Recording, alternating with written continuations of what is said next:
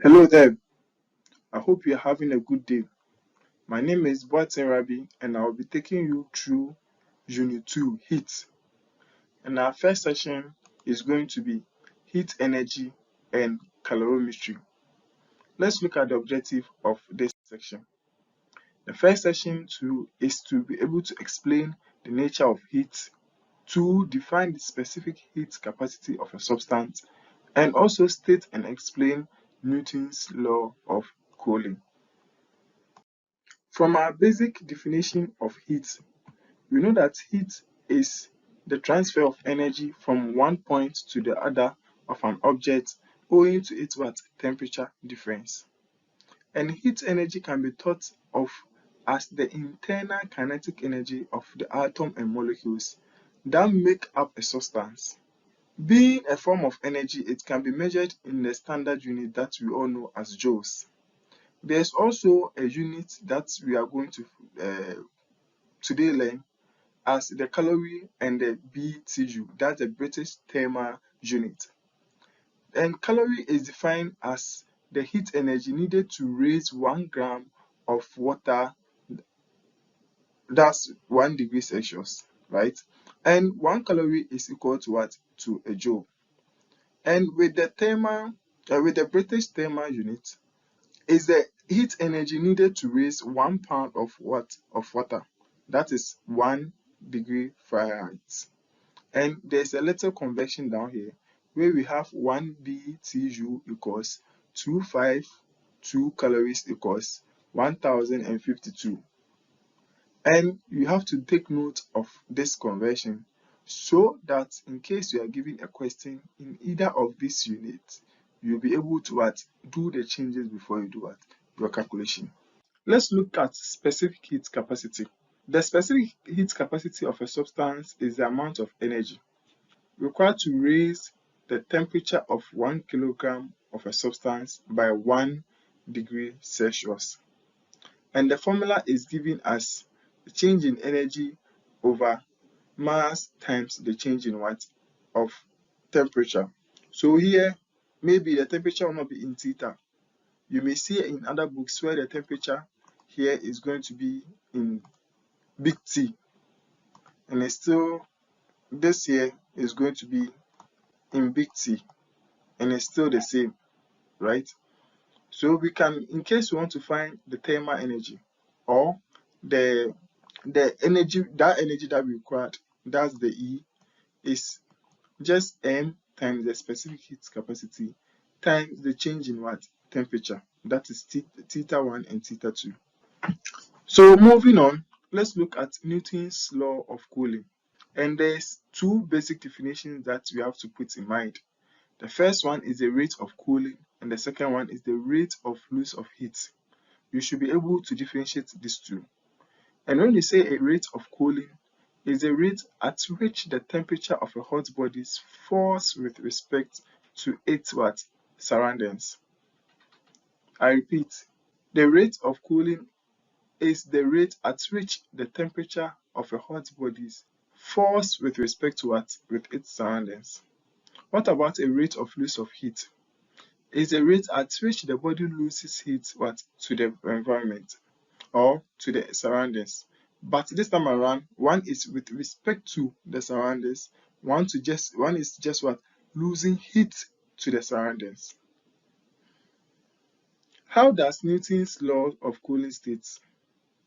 So it says that at small temperature difference, the rate at which a hot body loses heat to its surroundings is proportional to the temperature excess of the body over its surroundings. I think these three things should be something that you have to put in mind and embrace. So let's look at how the specific heat capacity of solid or any poor conductor is determined in the lab. So we heat the solid, it can be a copper, it can be a brass, it can be any solid. We heat it in a water bath for a very long time to a desired temperature, right? Measure the temperature. Before that, you have to measure the initial temperature, measure the final temperature that it has boiled to. When you finish, you move the all this one, it has been tied with a rope. So if it's a brass, it has been tied with a rope. You move it to very quickly to a calorimeter, where the calorimeter is very large and it has a cover here and a stirrer inside, so that it doesn't lose a lot of heat to the environment. Uh, then you'll be stirring it with time. All this while too, there should be a thermometer inside here where you'll be reading the temperature, because right now, before moving it, this one was, the water here was having a particular temperature, let's say a room temperature, right, around, let's say, 25 degrees.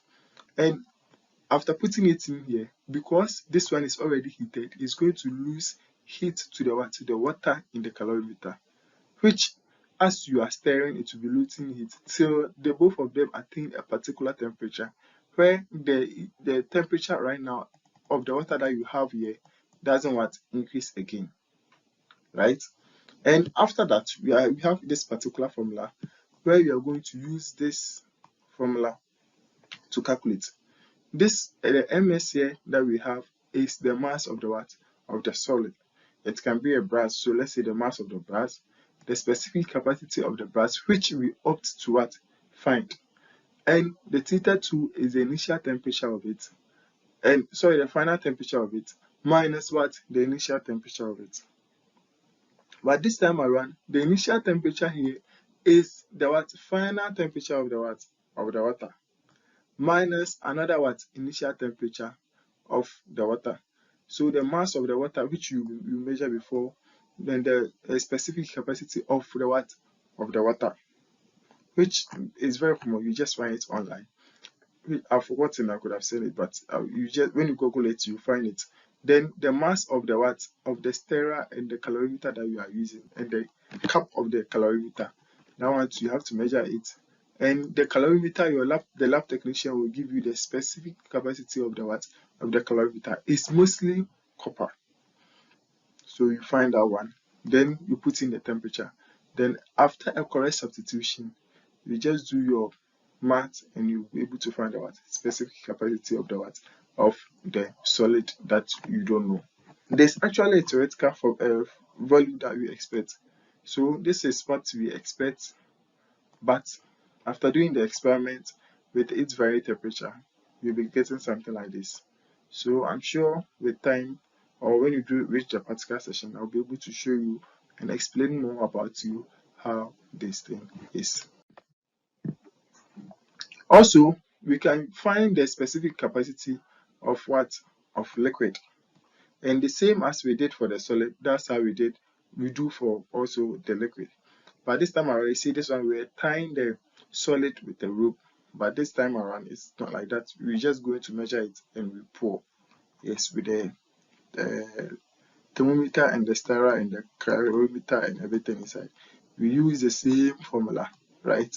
Then we find our specific capacity of the liquid. And there's one formula that I think you have to embrace, or you have to take note of. That is the heat loss and the heat gain. You see, the same as we saw in that of the solid, we saw heat loss and heat gain. So the one that was losing the heat stands at one part here, and the one that is losing the heat stands at one point here, right?